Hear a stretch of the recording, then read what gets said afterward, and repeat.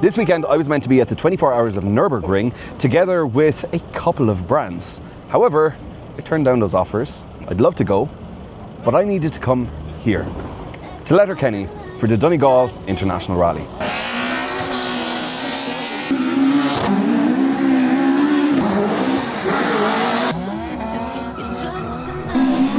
The Donegal Rally weekend is almost like an Irish version of Wörthersee. It's a weekend where car enthusiasts from all different walks of life come from all over Ireland and further afield such as the UK to celebrate one thing and one thing only: cars, especially old cars. And whether you're here for the rally, the modified cars or everything that comes around it, this is your place. And it's one of the only glimpses we get into what the car scene might have been like back in the 90s and early 2000s, an era before Instagram and social media, and when everyone was somehow an accidental car enthusiast. So it was time to hop into my almost 30-year-old Audi S6, which I literally only finished manual swapping the night before, for the 6-hour road trip from Killarney up to the town of Letterkenny. We're doing it! We're going to Donegal in a manual swapped Audi S6. This is Donegal Rally 2025. I hope you enjoy. As we got into the 6-hour drive, the excitement really started to build. This despite the fact that it felt like Ireland's hottest day yet, and we were in a car from the 90s with no working air conditioning. As soon as we got to Letterkenny though, we were greeted by the sights and sounds that would accompany us for the rest of the weekend. Whether it's cool 90s cars like these, or young lads who aren't old enough to have a car licence driving around in a tractor with their Lexus IS200 on a trailer behind it. Even on a Thursday night, the Donegal Rally weekend would bring out some pretty cool cars. And no matter what cool cars are in front of you, there will always be a Lexus IS200, a Ford Sierra, a Corolla, or a Golf hitting it off limiter.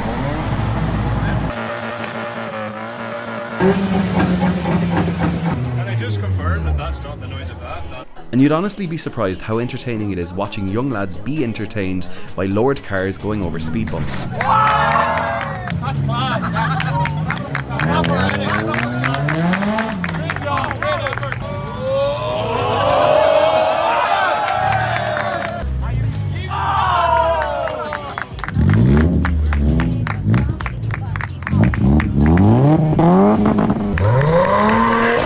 But on that, it was time to throw in the earbuds and try get some sleep because we had a busy few days ahead of us. My first port of call the morning after arriving into Letterkenny was to head to King of the Cone, essentially a big concrete slab covered in water where anyone with a rear-wheel drive car could pay and go and do a bit of drifting.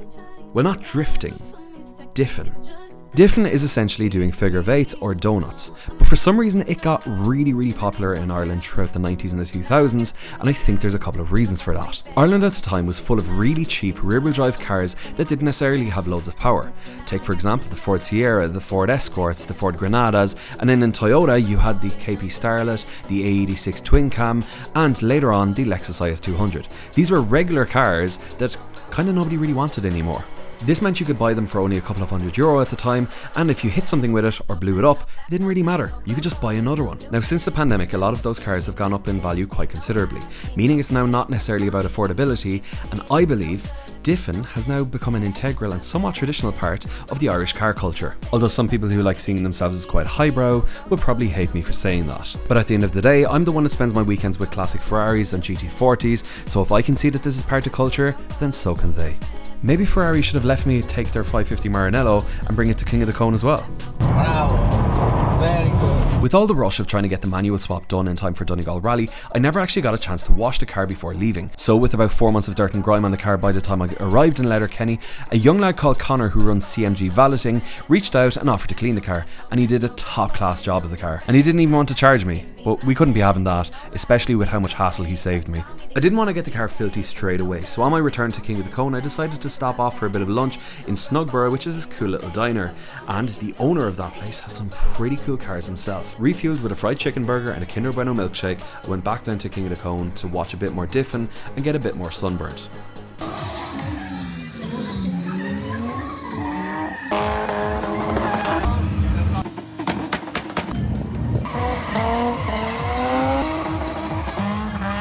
For fear of the sound of a Lexus IS200 hitting it off limiter being permanently ingrained into my brain, I decided to leave King of the Cone and head into Letterkenny to see what cars were starting to drive around. And as soon as we got to Letterkenny, we saw quite a few cars that we don't see frequently on Irish roads anymore, along with some interesting exhaust choices and a diesel version of me. At this point in time, everything was quite quiet and tame, but not for long, because once one starts, the rest, they fall like dominoes.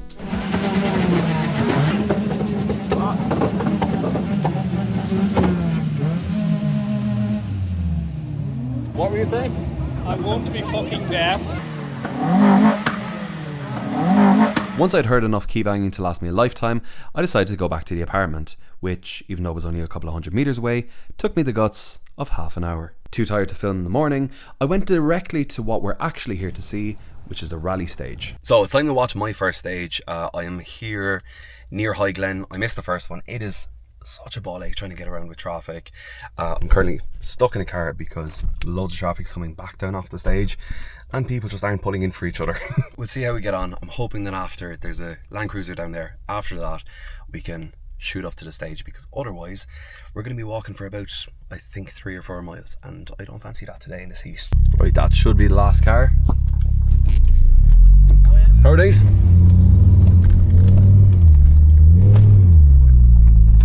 And this should be our break, hopefully. Head off to be brave. Car is there. Stage is there.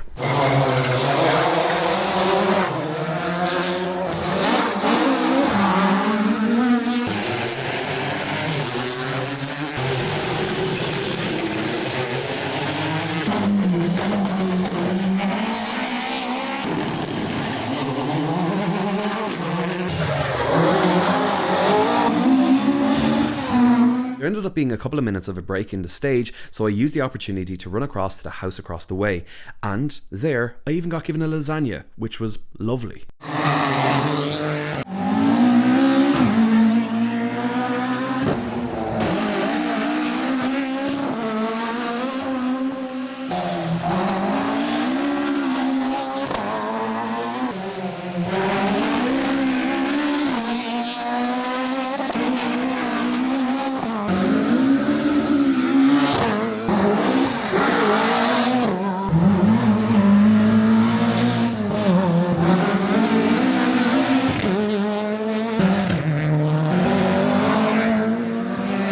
Well, that was a successful stage. Only stopped once throughout and wasn't cancelled, which is quite surprising. Usually when I'm in Glen Village, I usually always have the bad luck of something gets cancelled. After the High Glen stage, it was time to head back to Letterkenny using the scenic route, which is gorgeous. Inevitably, we would be stuck in traffic, but the traffic would be worth it when we got a chance to see some of the cool cars that are driving around. These are cars that we don't see in our day-to-day in Ireland, or maybe used to, but don't anymore. Stuff like these old Ford Escorts, old Caddy vans, Supras. These cars used to be everywhere back in the early 2000s, especially during the JDM boom. And unfortunately, after the recession, they kind of just all disappeared. But on weekends like this, we kind of get a vibe of what it might have been like if the recession never happened. And right now, time has stood still. Now, Donegal Rally gets a bad name for itself, but maybe rather than criticising, we should actually be attending. See, the more nice and cool cars and the more, I guess, civilized car enthusiasts we bring into the space, the more it kind of makes the whole experience a lot more civilized. Maybe the lads that are acting up with their IS200s or their Riki Golf mightn't do it as much if there's a lot more nicer cars around. And maybe we shouldn't be too harsh on those young lads either, because at the end of the day, they're just a product of their surroundings. And maybe they just long for the type of attention that those before us used to get in the car scene, back when everyone did have a Ford Escort and a twin cam. It's Sunday morning, meaning it is time for Carnhill stage, which is actually quite close to Letterkenny. It's only like 10 minutes down the road. And we've managed to really luckily park quite close to the stage, so hopefully we have some really good rallying.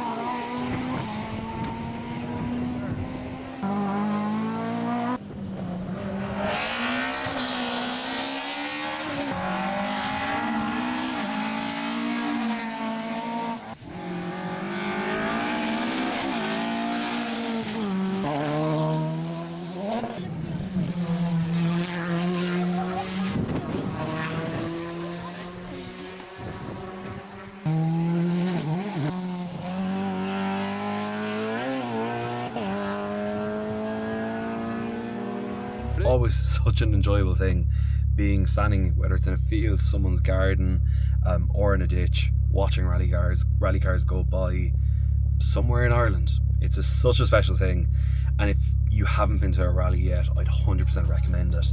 It was definitely a lot quieter this year at Donegal Rally than it has been in any of the other post-pandemic years, but I'm hoping it's just a blip. I'm hoping it's a blip that means that we can come back and flourish even better. These kind of car events that live out on public streets in towns and villages throughout the world are getting rarer and rarer. We saw it with Wörthersee being cancelled, and thankfully it made a little bit of a comeback this year. And maybe Donegal Rally can have some of that same kind of a vibe, where some of the veterans of the car community come back and relive their youth. So just like every year, I love my time at the Donegal Rally 2025, both the car culture side of things, but also the rallying itself. For me, Donegal Rally is a palate cleanser in the middle of the year. Because I get to experience so many amazing opportunities with Retro Garage, Donegal Rally reminds me of just why I started this in the first place. And it also reminds me of just how much more work there is to do to get the Irish car culture and the car culture in general back to a stage that I believe it deserves to be at. Thank you for watching, and we'll talk to you, as always, in the next video. Cheers, take care.